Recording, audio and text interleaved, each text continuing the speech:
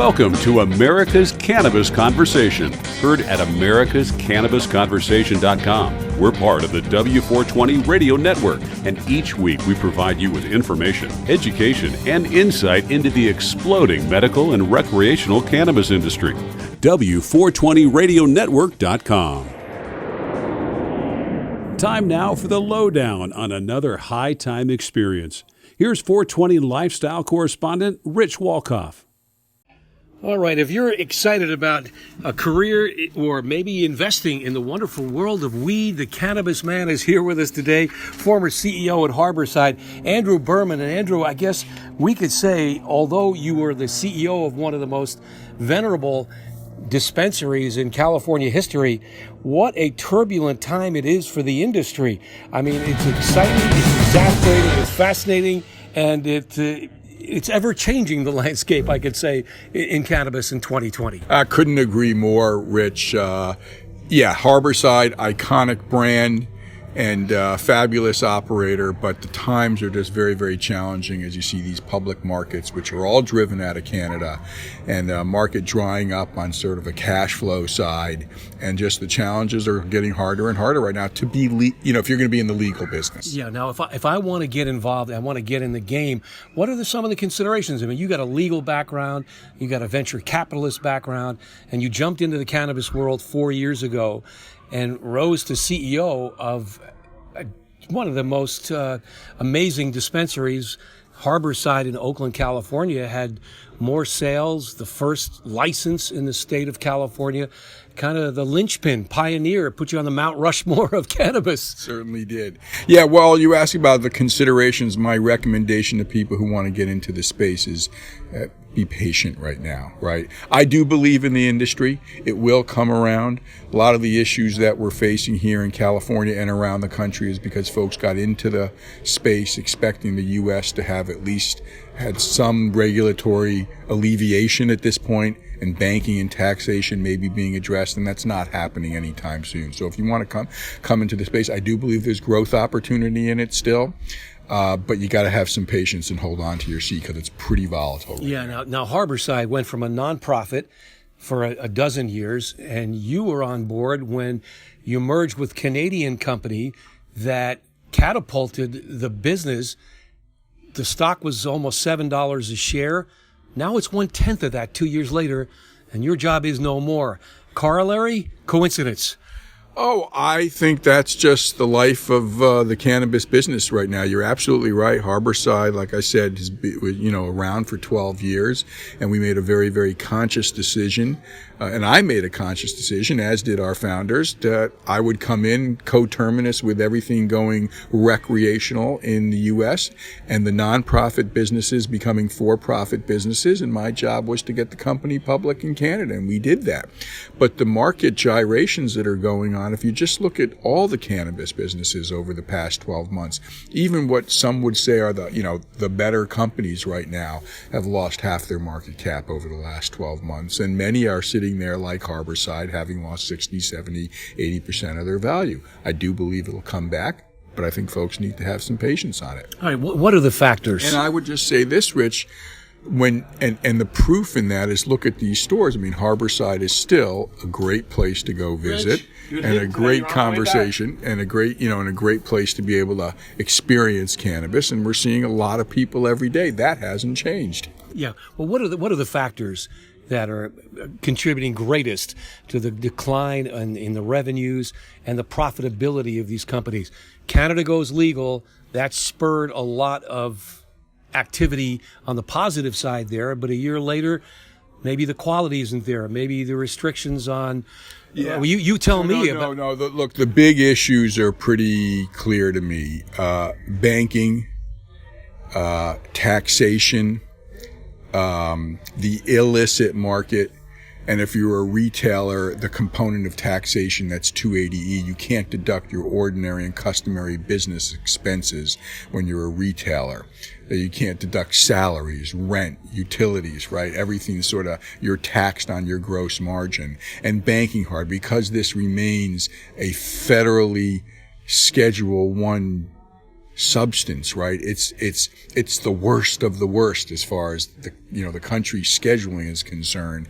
You don't have banks providing ordinary banking. And again, taxation. And what has this done? This just spurs this illicit market that we all talk about. Mm-hmm. California had a $3 billion medical market in 2017.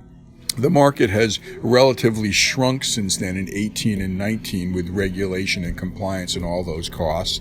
Everybody expects the market to get back to a $3 billion market this year, but that's dwarfed by this illicit market that's just out there that's not doing any of this stuff and continues to cultivate and grow cannabis and send that cannabis around the state and outside the state. Now, the Safe Banking Act passed in the House of Representatives. It's in the Senate. Hard pressed to see that succeeding unless there's a blue wave in 2020 in November. Right. That could change everything. But short of that, if you don't have the banking assistance to make it commercially viable, you really can't get to the next step. No, it's very, very hard. And, Harborside, even with all of its history and longevity, we worked a lot with credit unions. I've got some personal investments in other states, Hawaii and Ohio. We use credit unions there as well, too. But we had a services business, so we sort of structured the business into plant touching and non-plant touching businesses. And I was doing some, even on the non-plant touching side, very, very hard to get banking done because of the scheduling at the federal level. Yeah, and if it doesn't change, that keeps you're in a fight with one hand tied behind your back if you're legal and trying to make it as a corporation. Absolutely. Or as a dispensary or whatever. There is no other business that sort of has these same constraints to get off the ground. You'll find it easier to open up a coffee shop in your town than you ever would to be able to open up a cannabis dispensary. And yet, cannabis is legal.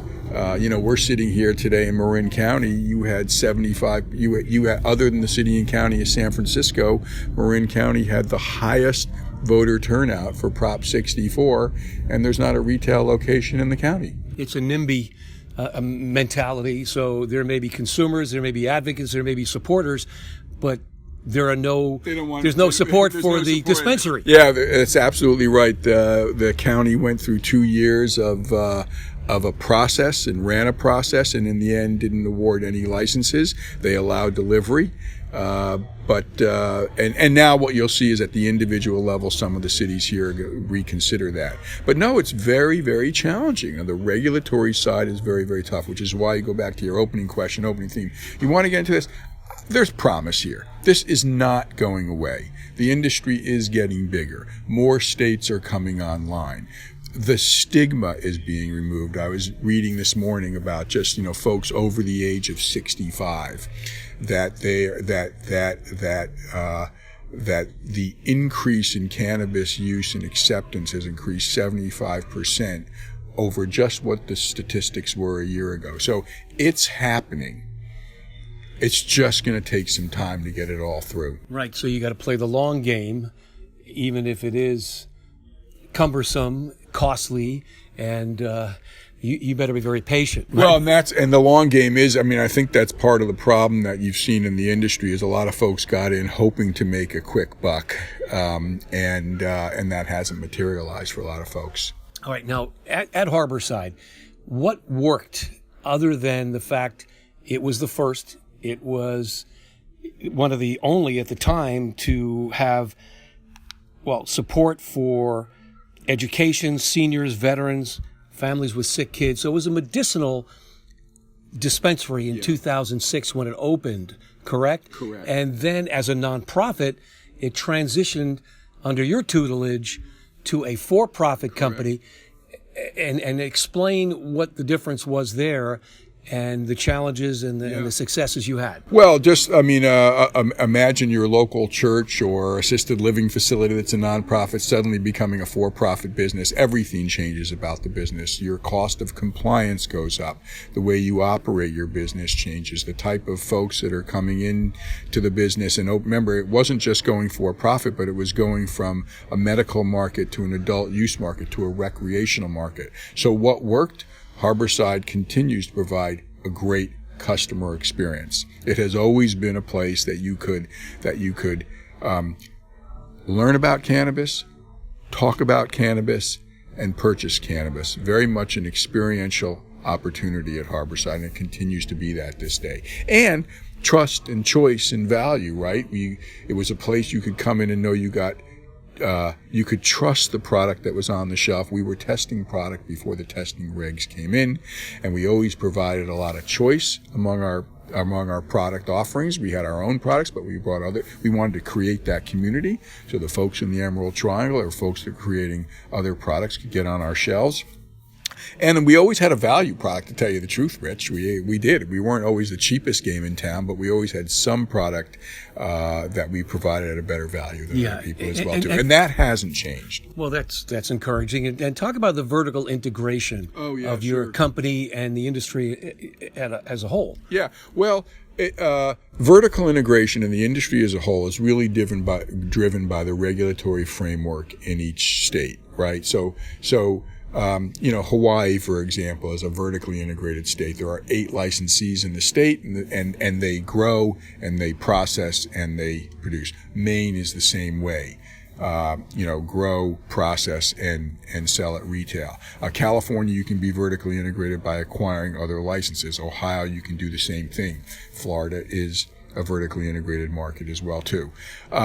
What that allows, obviously, we saw early on that we would want to control the inputs, call them the bookends, right? You wanted to be able to have a secure source of clean cannabis, that biomass coming into your products and getting on your shelves. Not that it would be the exclusive, but you wanted to at least know you always had a secure piece. And you always want to have that retail customer experience too.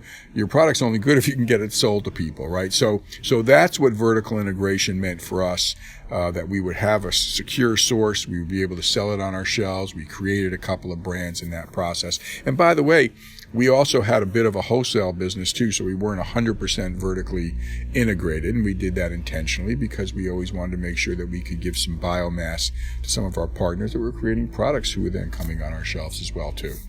But that's driven, the states are all over the map, and then everything has to be driven at the local level too. Remember, California's regulatory scheme requires the state license is almost the easier license to get. You got to get it through the local level. And at the local level, as you can see, they're all over the map. Some cities allow retail, some don't. Some allow processing, some don't. Some allow processing, but it can't be volatile processing. So like a butane hash oil versus a rosin press. Some allow cultivation, some don't. And then the taxation's all over the gamut too. Santa Rosa's a relatively more positive place in terms of the tax structure. Oakland's kind of an expensive place, frankly, to have to be running a cannabis business. All right, career opportunities, advice, experience that you've been through? For cannabis, there's nothing, I want to say this in the nicest way. There's one side is it's an incredibly exciting space to be in. I mean, the challenges are like nothing I've ever seen from the legal side, from the business side, regulatory side, retail, the new customers coming in, fascinating. On the other hand, the industry has people in it just like any other industry. If you have strong marketing skills, from another retailer, those are transferable into a cannabis retail store. You're still doing the same thing. You want somebody to have a great customer experience. If you're a great product person or a design person, these products still need to have great design and great product launching and everything else. So I don't necessarily think of it as a limiting. It's just another industry that you can take your same skills and be transferable into. And I think there's opportunity, obviously, for folks to step into it now. And I hope, put it this way, I really hope that there are more opportunities for women and people of color as well too. Most of the states and locations have tried to have equity programs. They're a mixed bag. Some of them work, some of them really don't. But I would encourage people, if you want to come in, to just treat it, if you've got good skills, they're transferable. I do think having been a hirer in the Bay Area, you still face the same challenges, right? There are, if you want to be hiring a good product person, they can make a lot of money just going to work in Silicon Valley or some of these other companies. So hiring gets a little bit challenging, right? But that's this life in the Bay Area as well, too. Sure. All right. How about investors, entrepreneurs, the caveats, opportunities? We talked about the long game. Yeah. You're not going to make that quick, fast buck, but what would you suggest? I would actually say now is a great time to look at it, right? The prices and the values on these businesses are just depressed right now. I mean, companies are trading at retailers are trading at 0.6, 0.7 times sales. I think that's healthy. But you want to come in as an investor, and you want to quickly look at the same things you would do in any business and look at a business's fundamentals, and that includes their profitability. And I think you also have to decide where you want to be in the value chain, right? Whether you want to be in cultivation, whether you want to be on the product side, whether you want to be in retail. I personally like the product side. I like the brand side. This is very much becoming a consumer play, and consumers like good brands. And I think the other piece on all of this, of course, is just getting the right education across to the consumers. I do believe the stigma has been removed a lot, but I think there's an awful lot more education we can do for the industry and help people come into it. Yeah, there's kind of a new paradigm on how cannabis is considered, not only with the seniors you mentioned earlier, but just generally in the general population. Can I tell you something? If you're listening and you're curious and you really have a vision of cannabis from a different point in your life, just walk into a good, high-quality retailer. There's a lot in the Bay Area. The products, there's flower, and there's all types of flower, and there's indoor and outdoor and sun-grown and greenhouse and different cannabinoid profiles in those.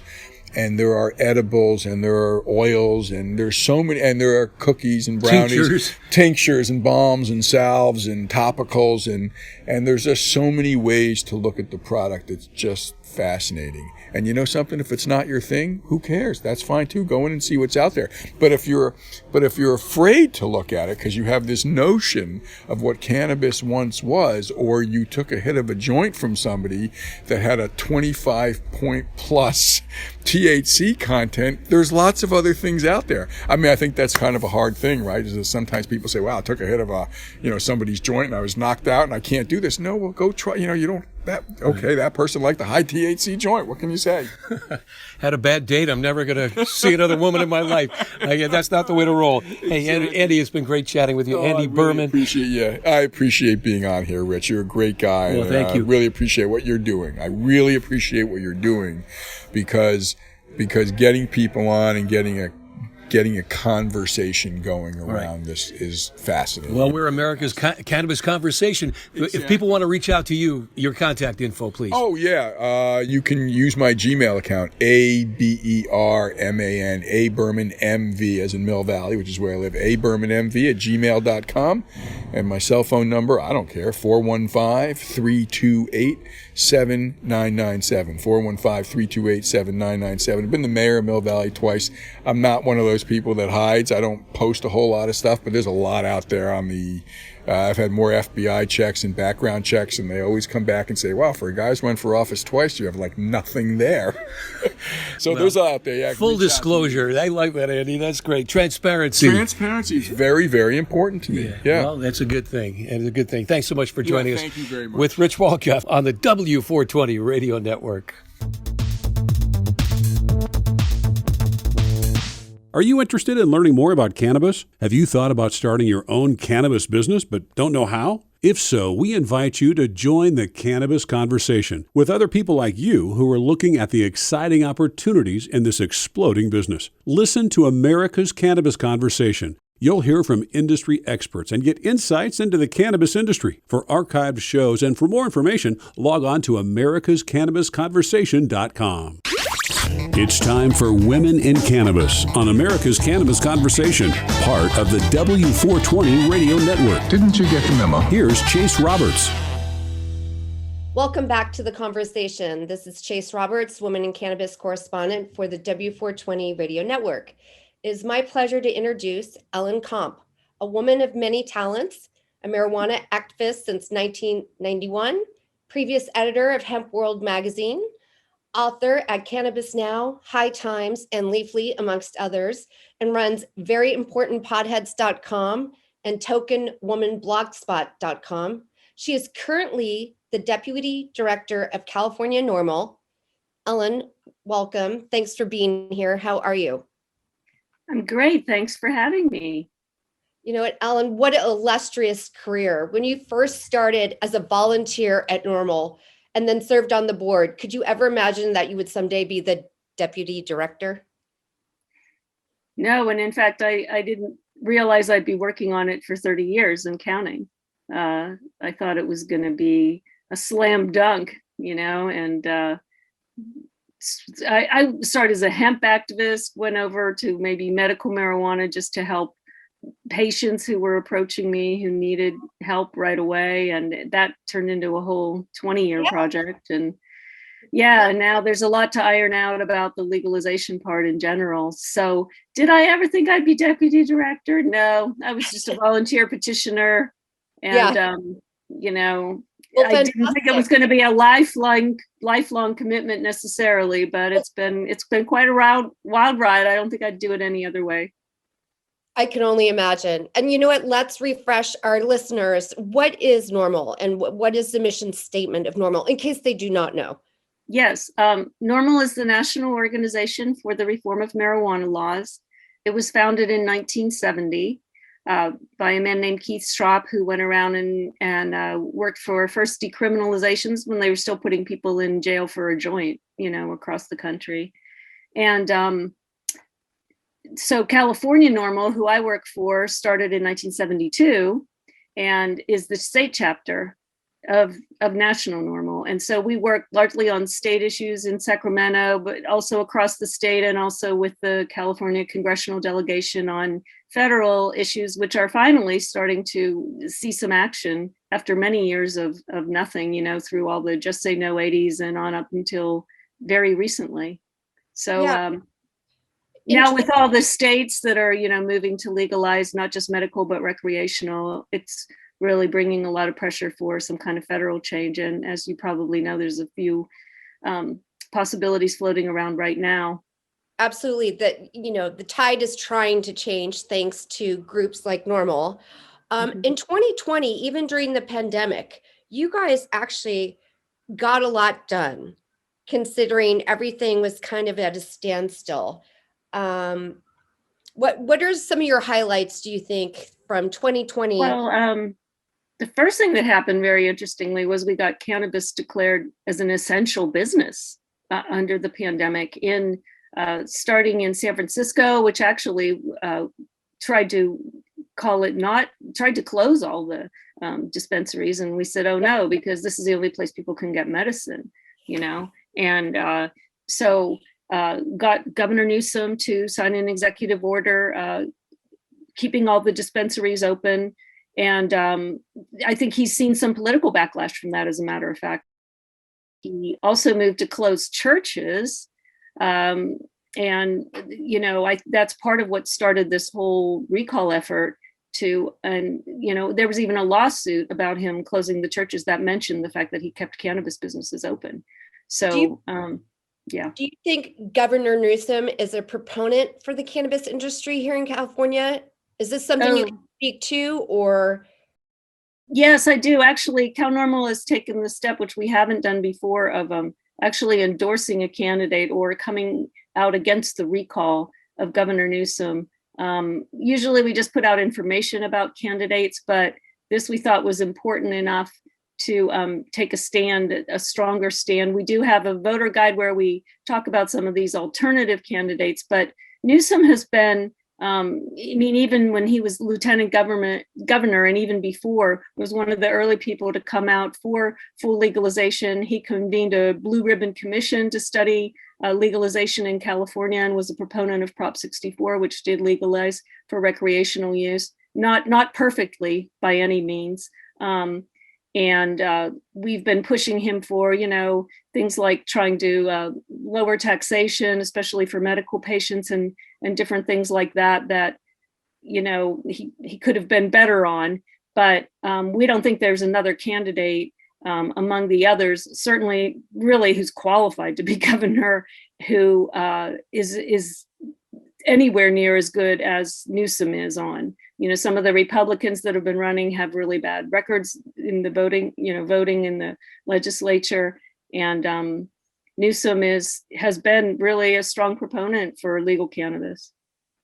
Is there any other politicians in California you could name that also you feel resonates with this industry and helping it move along in positive ways to help it grow and be completely normalized?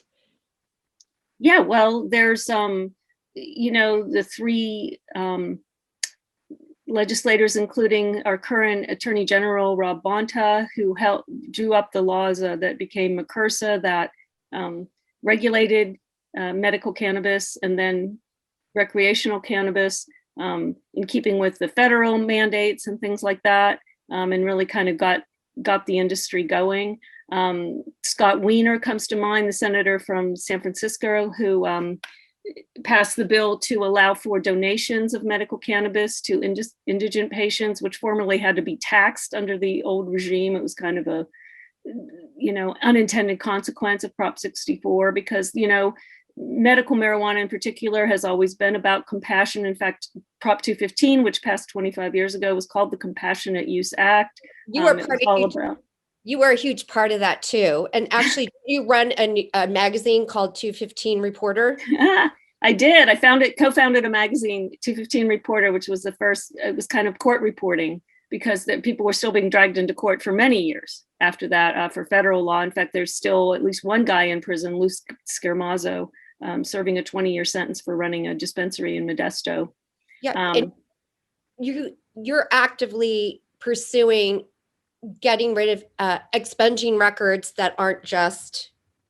That's what. Yeah, expungement's been a real thorny thing. There was a clause in Prop 64 to allow for someone to petition to have their past records expunged. And someone got up at a meeting with Rob Bonta, who was then in the legislature, and said, why do I have to go through all the time and expense to do that? Shouldn't it be an automatic process? So he actually passed a bill 1793 to supposedly automate the expungement process. It turns out to be, like many things, a lot more complicated than that.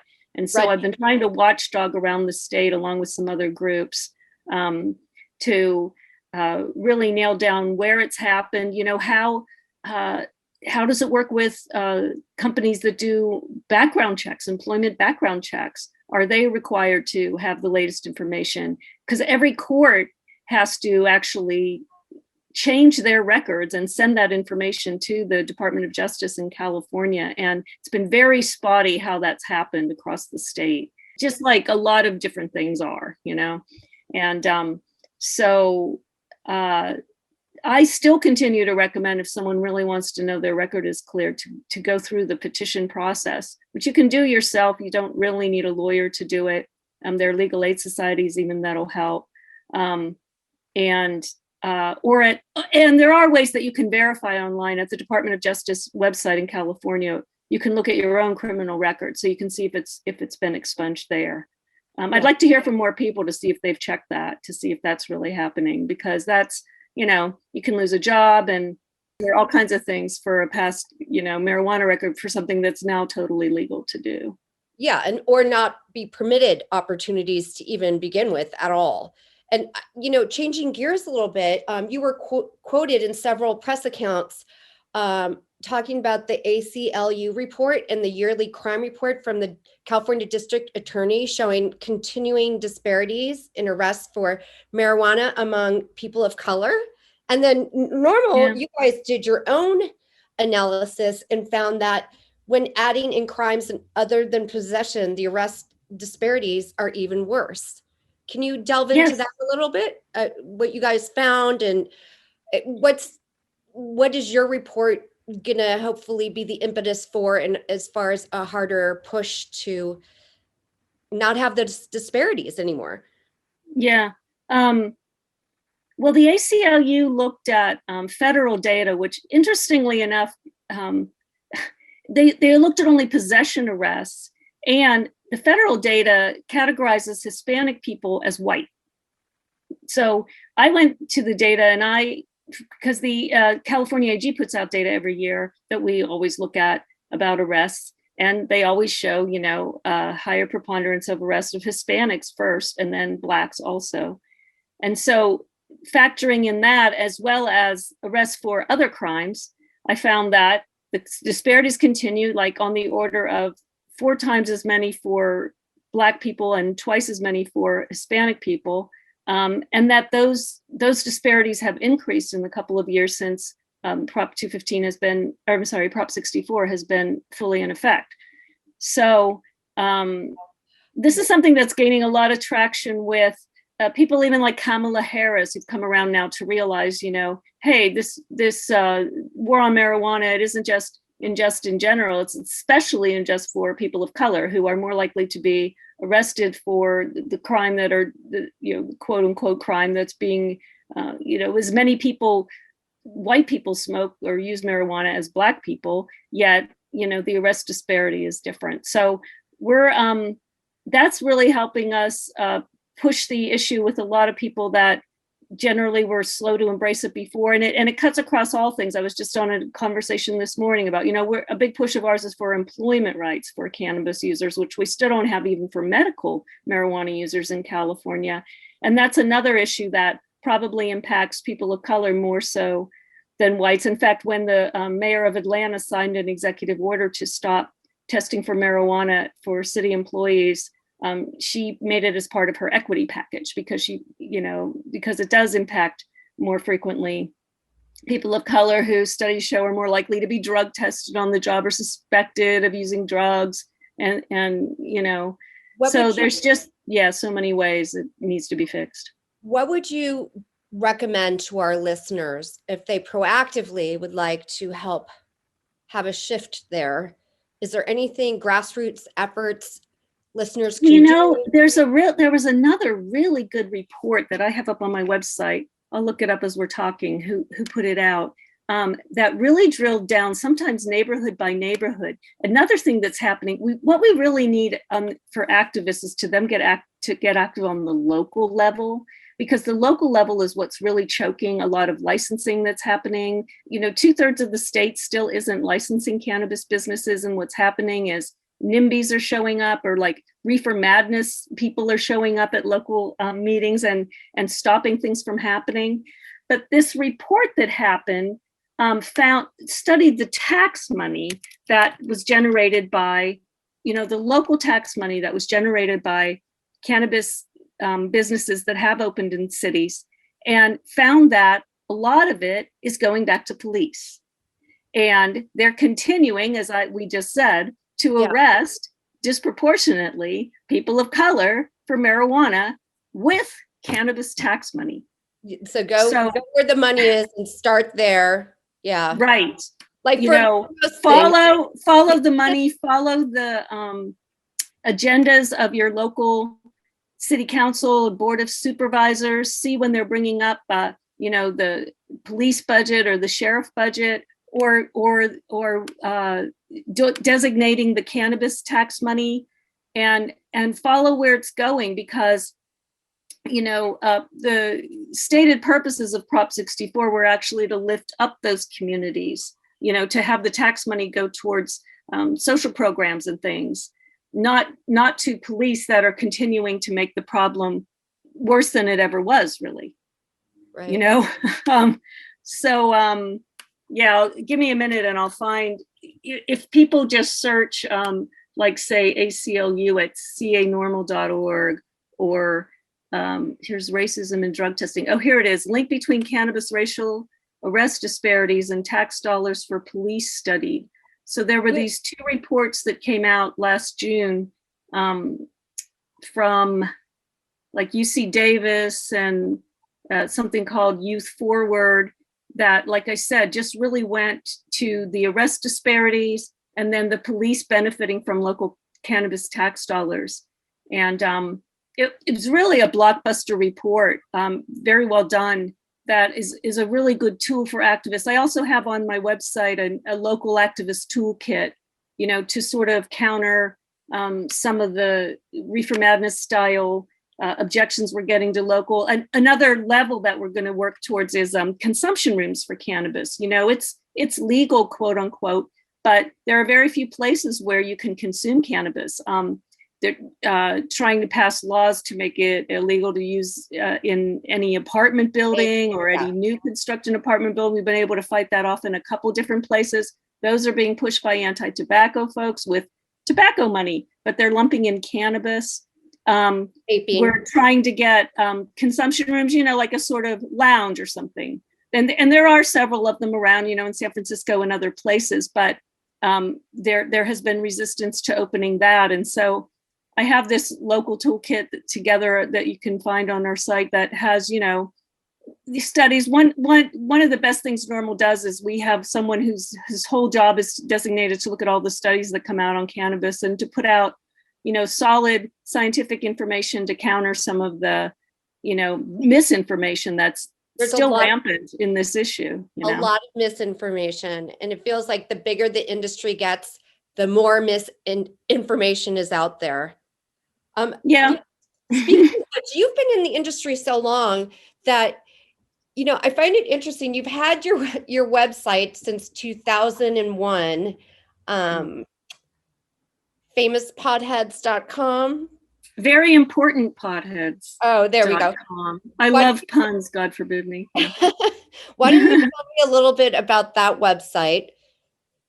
Well, you know, I started activism with Jack Herer, the author of The Emperor Wears No Clothes, which kind of blew the lid off the whole hemp. You know, his theory was there was a, you know, conspiracy to keep hemp down and tie it up with marijuana. Whether that's true or not, there was a lot of good information. And he had a section of his book that was famous people who used marijuana, people like Louis Armstrong and stuff. So I was on the streets for years with this, you know, petitioning and stuff, and with this book. And I found the thing that really changed people's minds is if there was someone that they knew and admired who used it and wasn't just, you know, a worthless suck on society, living on their, you know, living in the basement of their, you know, father's house or something. Articles too about women. We'll get to your book in a minute, but you've also written articles where you call out some of the famous people, like, you know, the proponents like Charlize Theron and Susan Sarandon and Whoopi Goldberg. I mean, now more than ever, people I think are willing to attach their name, you know, if they're famous to. That's really been an evolution. I mean, when I started that website, so I started doing, you know, reading biographies and autobiographies and trying to ferret out people, you know, like maybe more unusual, not just Tommy Chong. Yeah, we know he smokes, you know.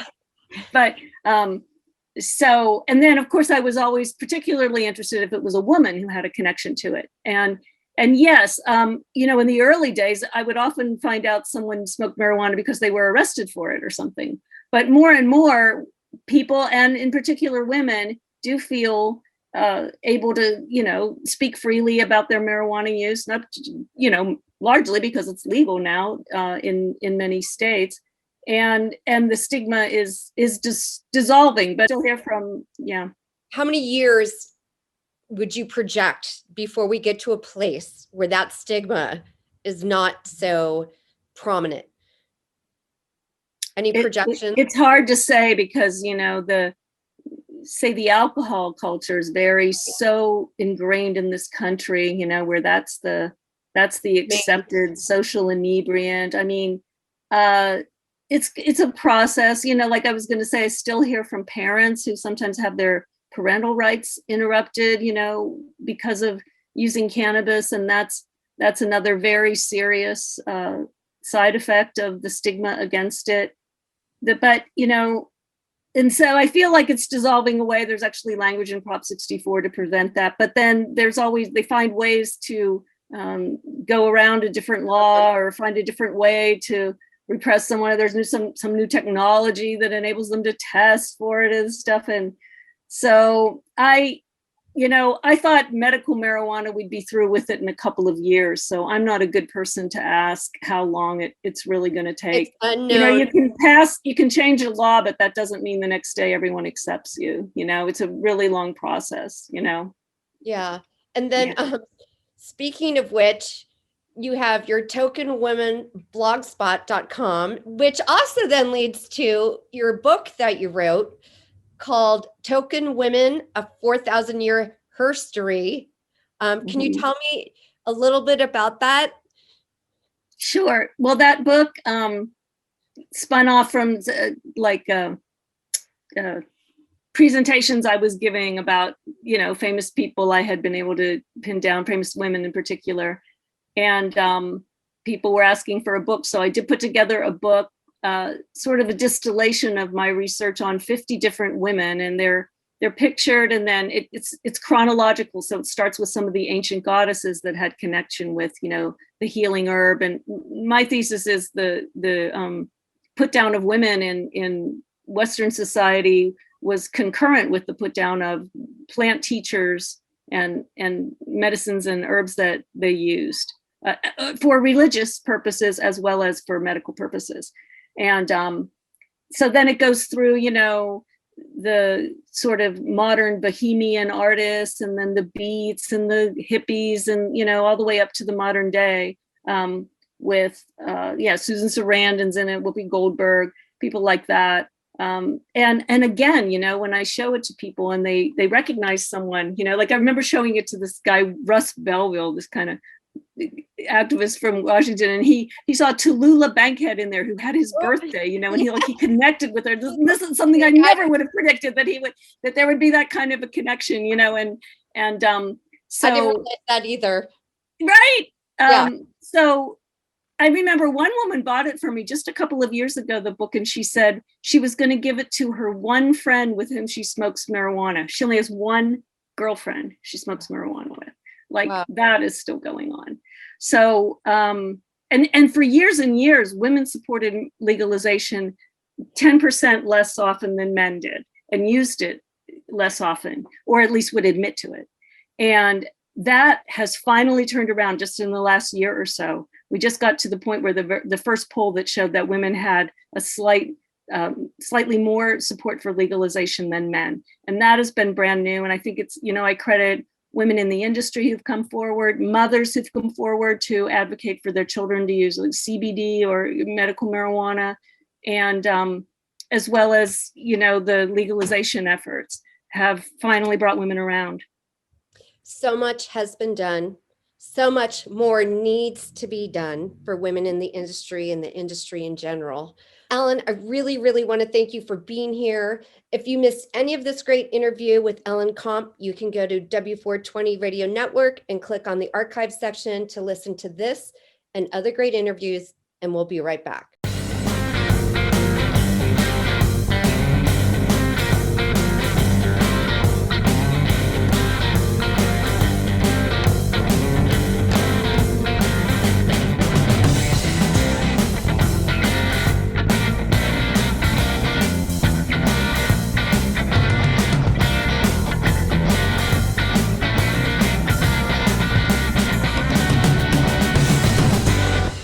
America's newest and fastest growing cannabis-focused radio network is expanding across the country and looking to add to our sales and marketing team. America's Cannabis Conversation offers listeners insight and information on the exploding world of cannabis. It also gives advertisers the opportunity to reach a hyper-targeted audience, literally neighborhood by neighborhood, in markets all across the country. We're looking for a few motivated individuals that want to essentially run their own local business. To learn more about this exciting opportunity or to apply, visit americascannabisconversation.com.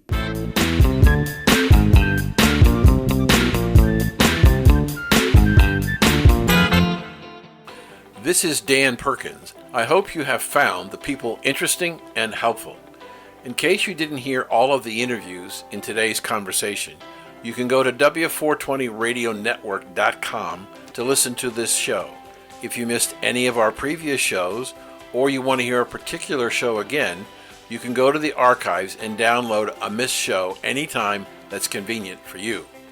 Our goal is to bring a high-quality program that is both entertaining and informative. For those of you who are in the industry, we hope we can continue to be your voice, telling the people of America the benefits of this amazing all-natural product.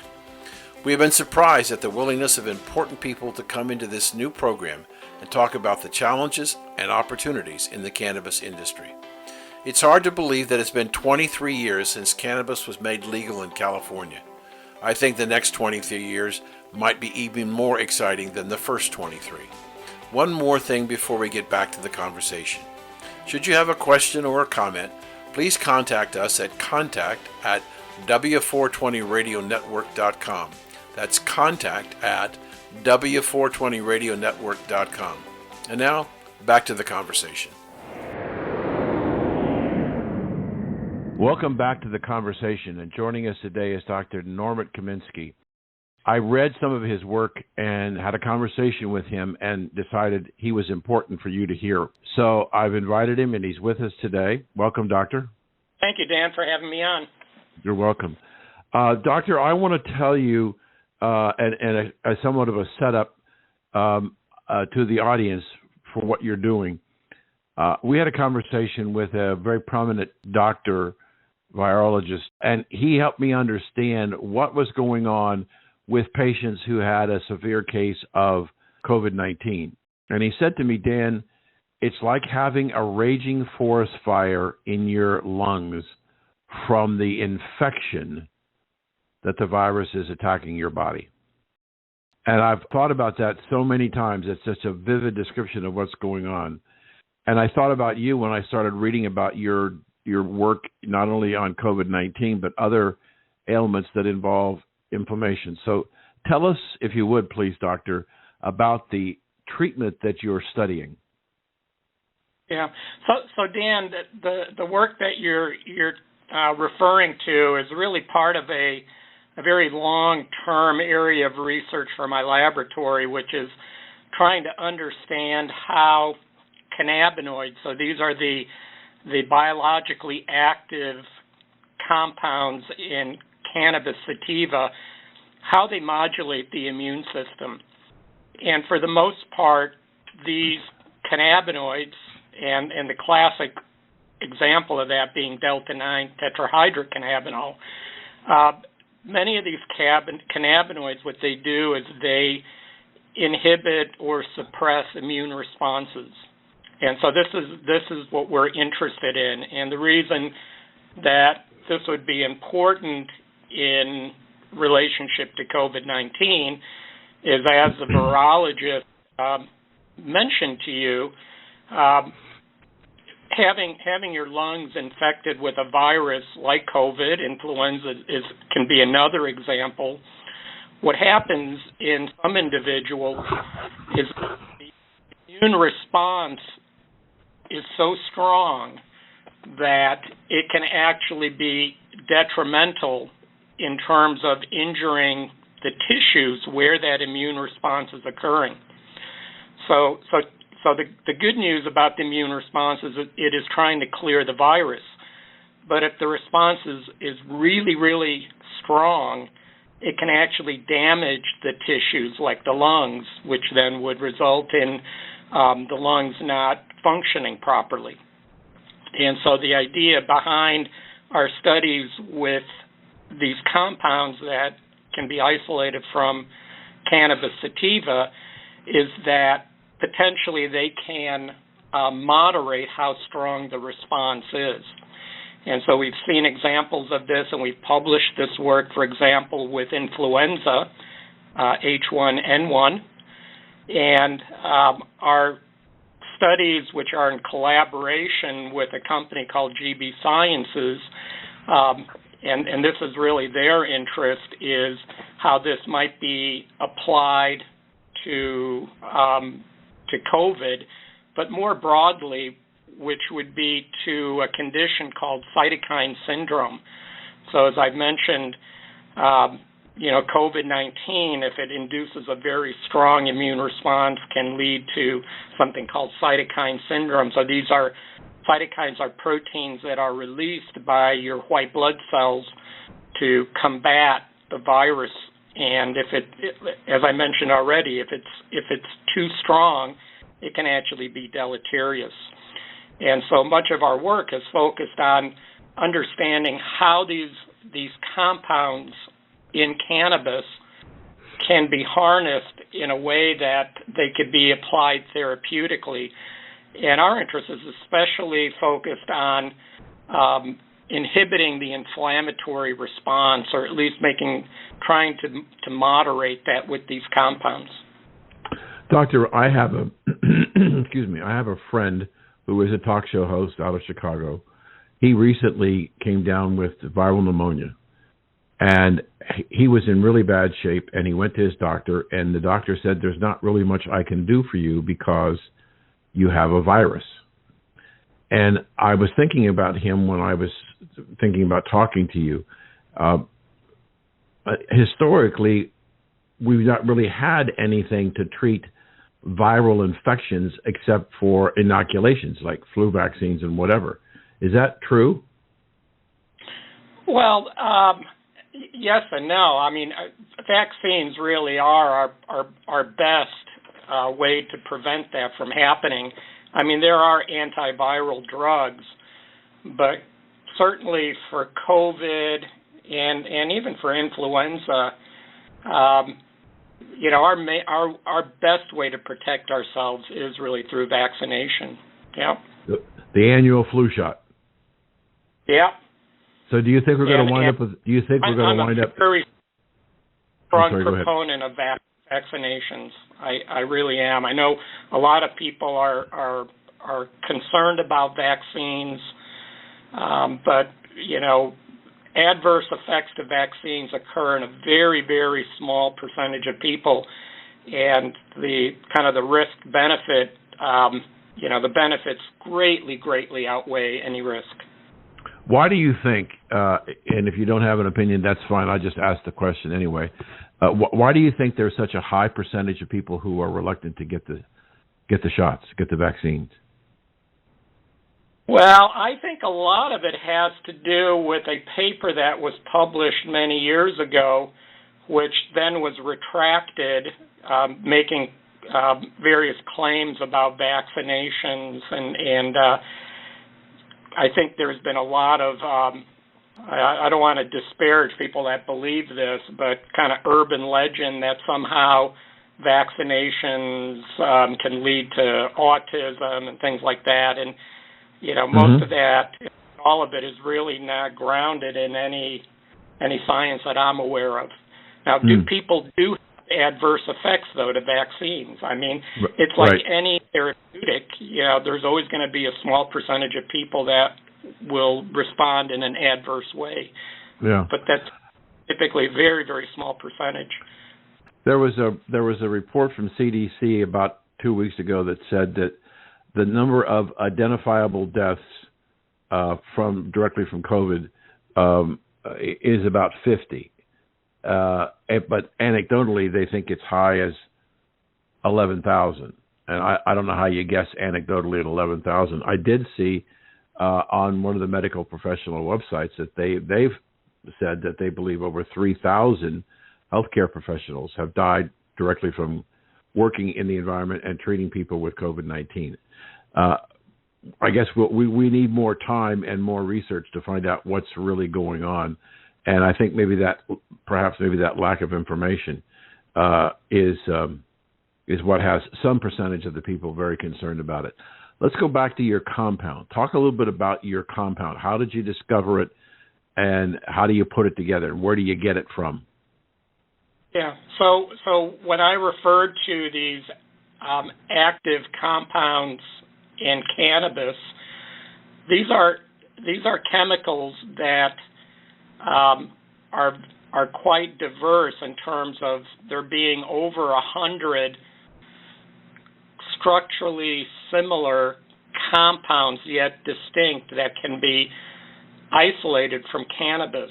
And so for the most part, we know a lot about delta-9 tetrahydrocannabinol, or delta-9 THC, because that is the primary psychotropic cannabinoid in cannabis. Mm-hmm. But the other 100 plus, there's actually very little known about them. We know more and more about cannabidiol because obviously people are very interested in it. Many people believe it's the next miracle drug. which again I would caution your listeners. And there's a handful of others, but for the most part, most of these really have not been studied to any great extent. Our work with this pharmaceutical company, GB Sciences, has been interesting because the company has taken an approach to use various biological assays to screen these various 100-plus cannabinoid compounds, plus other things that they've identified in the plant.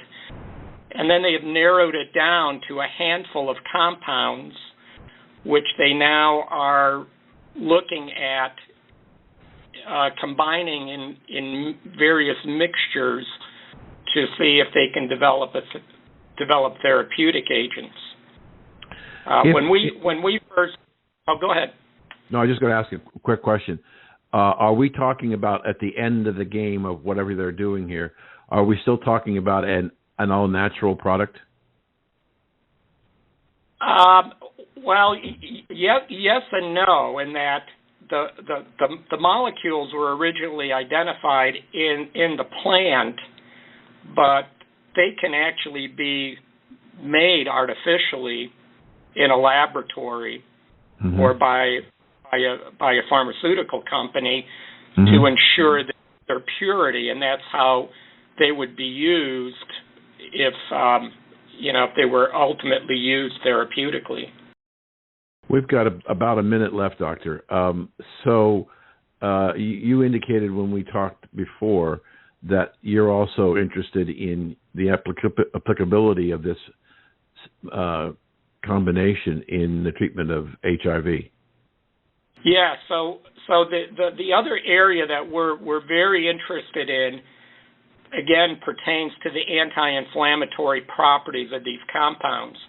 And what people who don't have HIV are probably not aware of is that beyond being immunocompromised, HIV patients can develop something that was at one time called neuro-AIDS, but has been renamed as HIV-associated neurocognitive disorder, or HAND.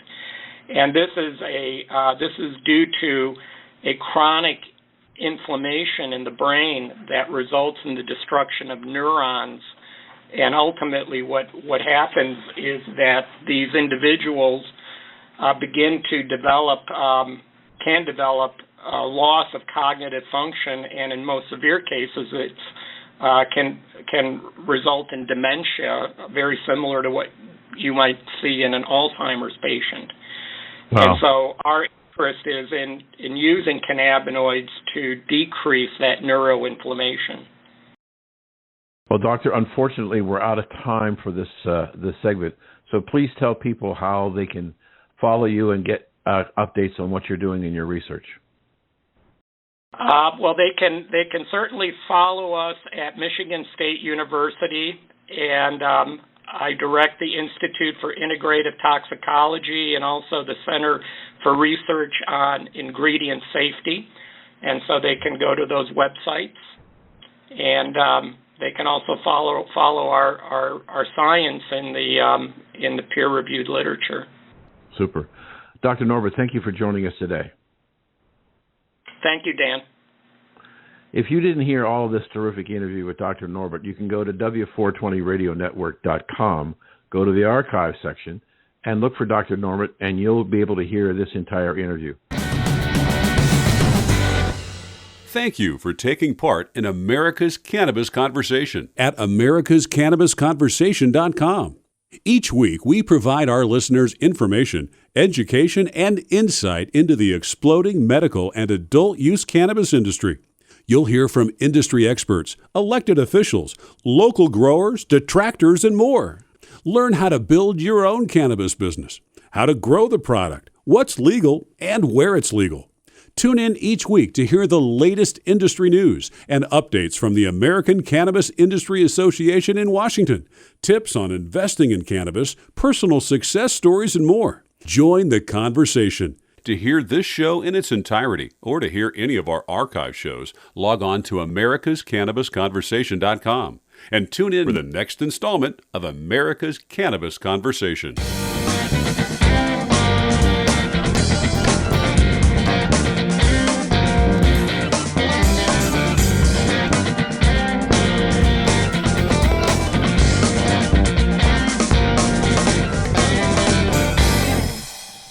W420radionetwork.com